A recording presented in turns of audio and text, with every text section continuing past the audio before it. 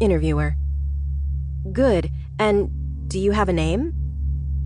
Subject: Yes, we are all given names.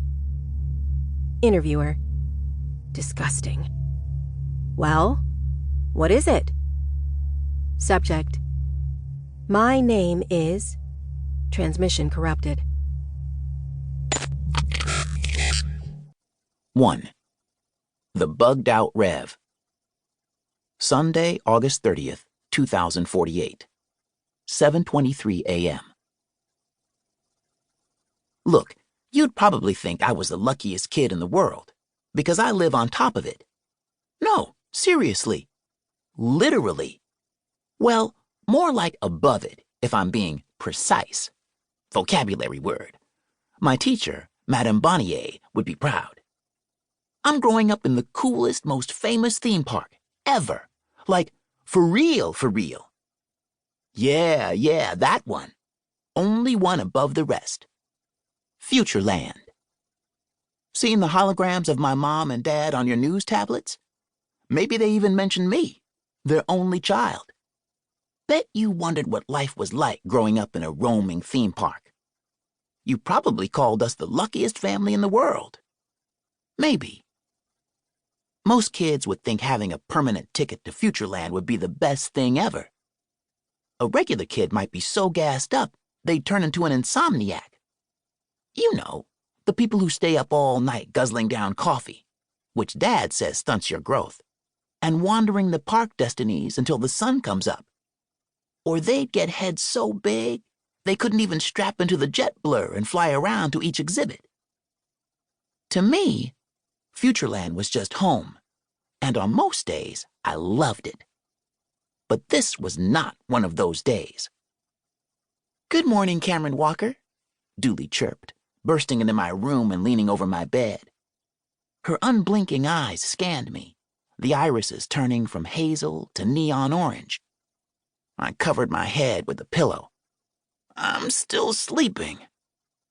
"You are verbalizing, so you must not still be sleeping, and your mother asked me to wake you." I let out a big snore and covered my face with my top blanket. It was Scooby-Doo themed. My favorite show on my favorite blanket, of course. It's too early." Dooley yanked the covers back. "Actually, it's 7:25 a.m.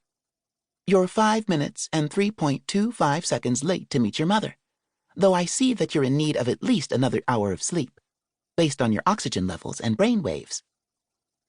Yeah, good morning to you too." I opened one eye, spotting her 2 perfectly round afro puffs. I scowled. She smiled wide. Our grins were identical.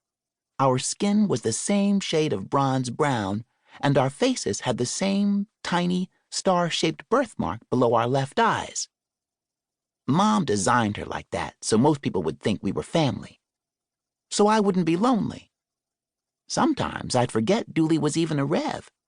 She fooled just about everyone. People called Mom's androids the best ever made. "You are now 7 minutes late to meet your mother." Fine. I rolled out of bed, brushed my teeth, and pulled on an old Futureland t-shirt. I flipped through a few pages of a Watson and Holmes graphic novel while I brushed. Probably reading more than I was brushing, honestly. I liked the new version, set in Harlem, New York. "Dooley, where's Mom?" I called out. "Elevator." Dooley practically yanked me through the condo. Only tiny, colorful lights marked the path, the windows blacked out by the auto shades. "Here, take these," Dooley said as we rushed, handing me a pair of Future Vision goggles, the special high-tech eyewear that helped us navigate Futureland and see all its wonders. "Are these new?" I asked. "Somewhat." Dooley grinned mischievously, whispering as we got closer to my mom. "I've been tinkering with them." "Hey, Cam, missed ya." Mom squeezed me tight and kissed my forehead, and I secretly wiped it off. "Took you long enough." "What are we even doing? I was still sleeping." "You know the deal." The